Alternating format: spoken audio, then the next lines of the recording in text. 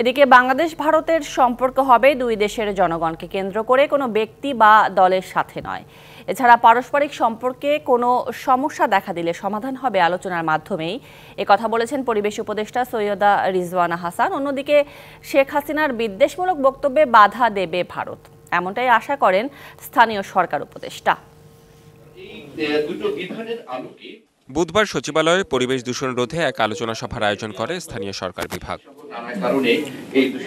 যেখানে উঠে আসে শুষ্ক মৌসুমে বায়ুমান উন্নয়নে বিভিন্ন বিষয়, নির্মাণ ও উন্নয়ন কার্যক্রমের নানান নির্দেশনা ও করণীয় বিষয়টি গুরুত্ব পায় আলোচনা সভায়। প্রতিদিন 2 বার পানি ছিটানো। আলোচনা শেষে পরিবেশ উপদেষ্টা জানান, ভারত বাংলাদেশের পারস্পরিক সম্পর্কে কোনো সমস্যা দেখা দিলে সমাধান হবে আলোচনার মাধ্যমেই। ভারতও চাইবে সম্পর্ক স্বাভাবিক হোক, আমরাও চাইব সম্পর্ক স্বাভাবিক হোক। আমরা চাইব যে কোনো দল বা কোনো ব্যক্তি কেন্দ্রিক সম্পর্ক কোনো প্রতিবেশীর সাথে আমাদের না হোক। সম্পর্ক হবে ভারতের জনগণের সাথে বাংলাদেশের জনগণের। সরকারগুলো সেখানে সহায়ক ভূমিকা পালন করবে।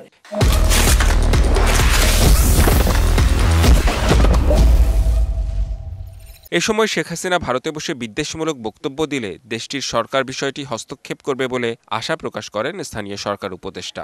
প্রোপাগান্ডা যে করা হয়েছে এটা ইন্টারন্যাশনালি ন্যাশনালি খুব স্পষ্ট একটা বিষয়, এবং এটা নিয়ে এখন আমি ভারতীয় কয়েকটা গণমাধ্যমেও এই পরিবর্তনটা দেখতে পেয়েছি যে তারাও এটাকে অ্যাড্রেস করছে যে প্রোপাগান্ডা হয়েছে।